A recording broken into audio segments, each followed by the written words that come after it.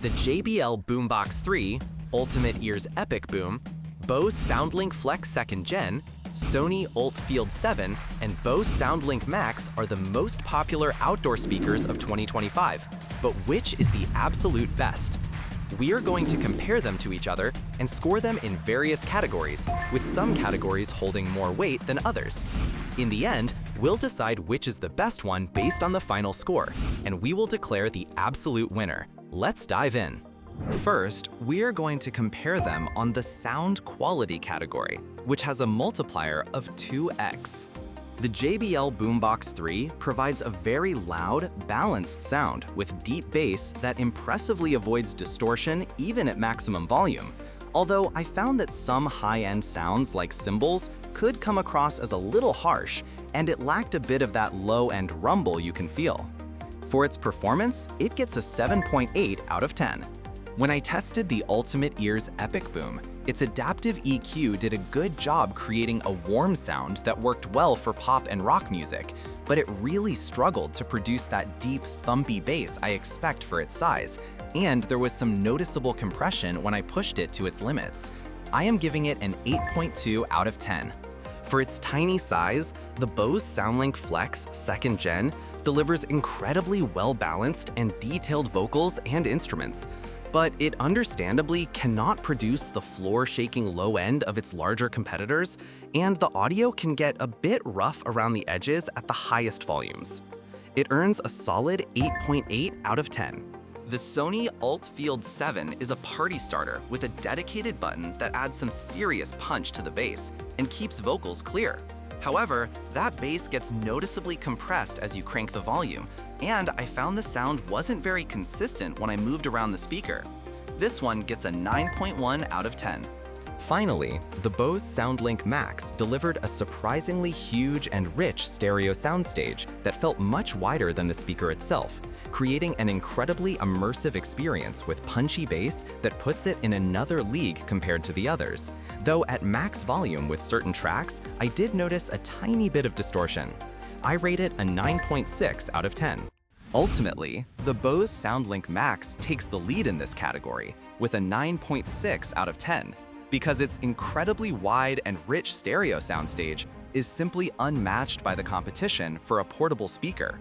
Next, we are going to compare them on the durability and weather resistance category, which has a multiplier of 2. The JBL Boombox 3 feels like a tank with its sturdy fabric and aluminum handle, and its IP67 rating meant I wasn't worried about dust or even an accidental drop in the pool.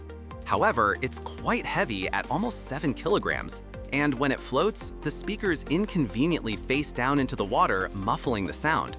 For its solid build but slightly impractical float design, I'm giving it a 7.8 out of 10. This Ultimate Ears Epic Boom feels surprisingly rugged for its sleek design, boasting the same IP67 rating as the JBL. But what I really appreciated was the manufacturer's claim that it can survive a 1-meter drop, which gives you extra peace of mind, though I found the non-adjustable strap a bit awkward compared to a proper handle. It earns an 8.5 out of 10. For its size, the Bose SoundLink Flex 2nd Gen is an absolute champion of toughness. Bose claims it's not just IP67 rated, but also rust-proof and drop-proof, and I believe it after feeling the thick silicone coating and strong steel grille, although its mushy buttons require a firm press that feels less satisfying than controls on other speakers.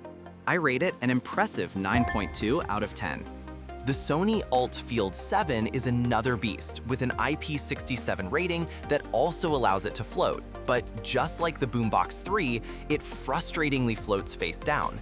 And while the main body feels solid, I have some concerns about the exposed passive radiators on the sides, which seem like a potential weak spot during rough use. It gets a 7.5 out of 10.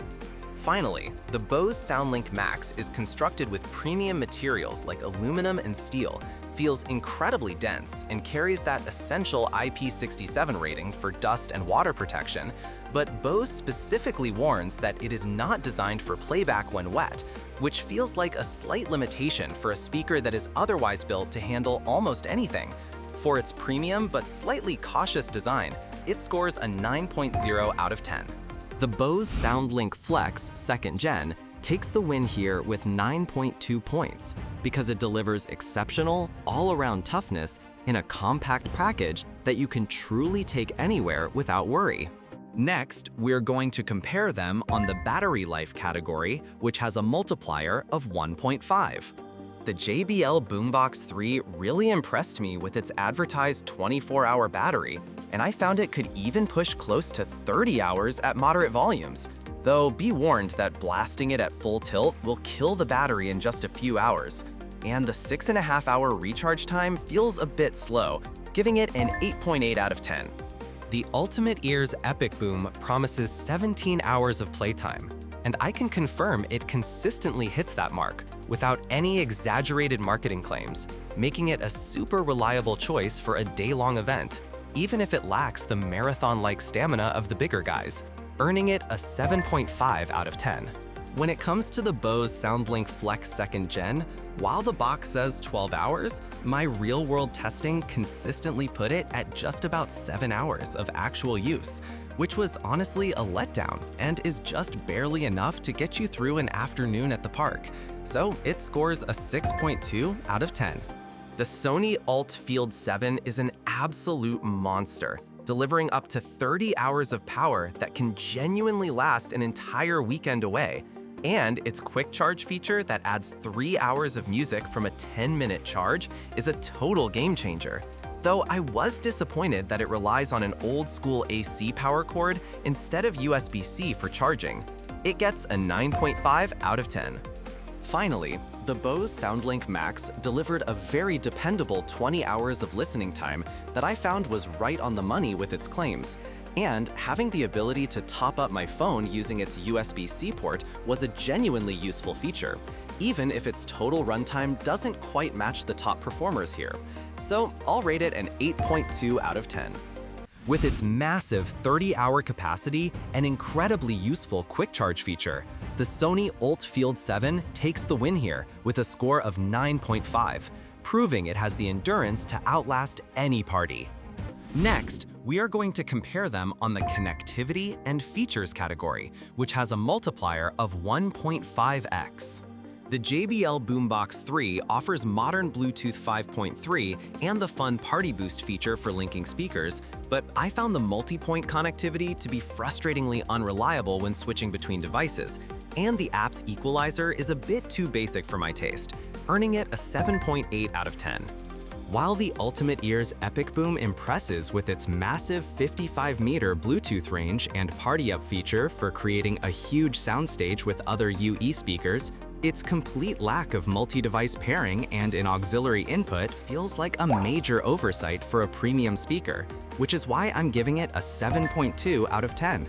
Moving on, the Bose SoundLink Flex 2nd Gen is a huge step up in convenience, providing flawless multi-point Bluetooth 5.3 that lets you connect 2 devices at once and even supports the higher quality aptX codec, though the absence of any auxiliary input and some noticeable audio lag when watching videos holds it back slightly, leading me to a score of 8.5 out of 10.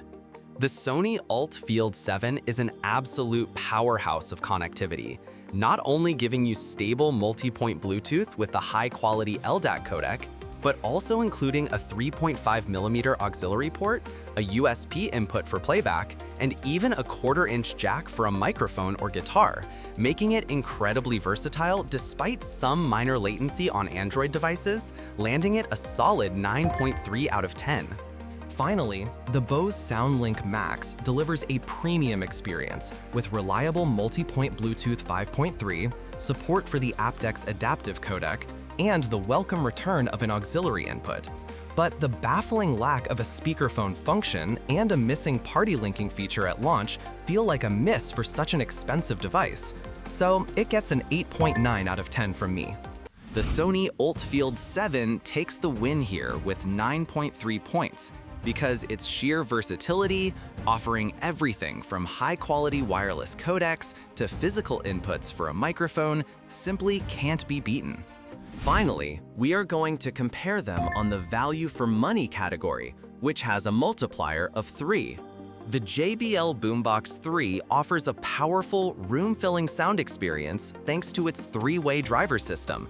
and it gets seriously loud with minimal distortion. But I found its soundstage a bit narrow, and for its high price and hefty 6.7 kilogram weight, I expected a little more in terms of overall value compared to more portable options. I'm giving it a 7.5 out of 10.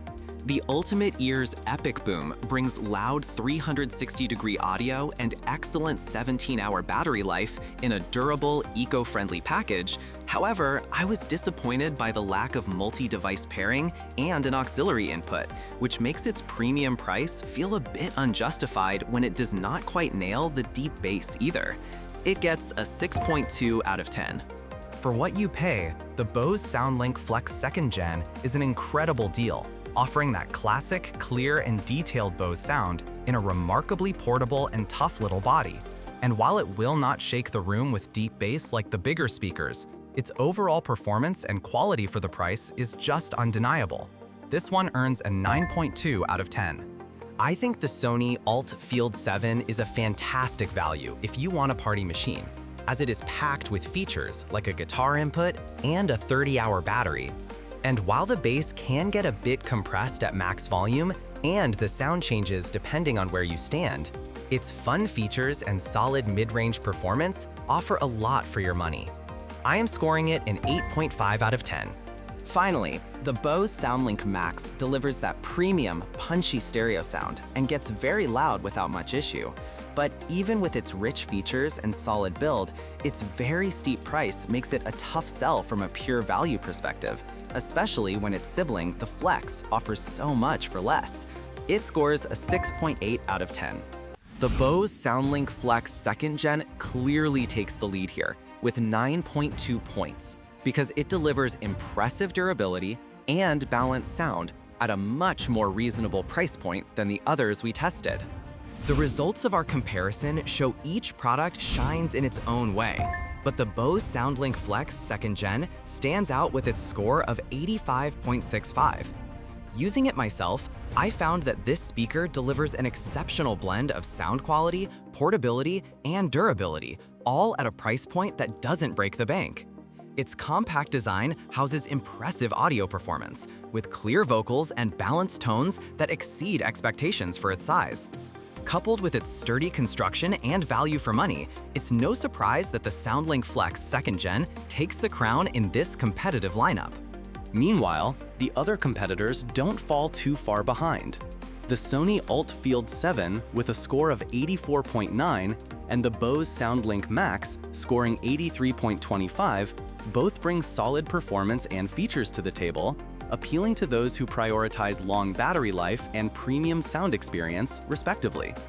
The JBL Boombox 3 remains a reliable choice for those desiring robust sound and durability, but lags slightly due to its high price and bulkiness. Lastly, while the Ultimate Ears Epic Boom scores 74.05, it offers an engaging soundstage and ruggedness, albeit needing a bit more innovation to match its rivals. Each speaker provides unique strengths, catering to different preferences and needs in the audio experience.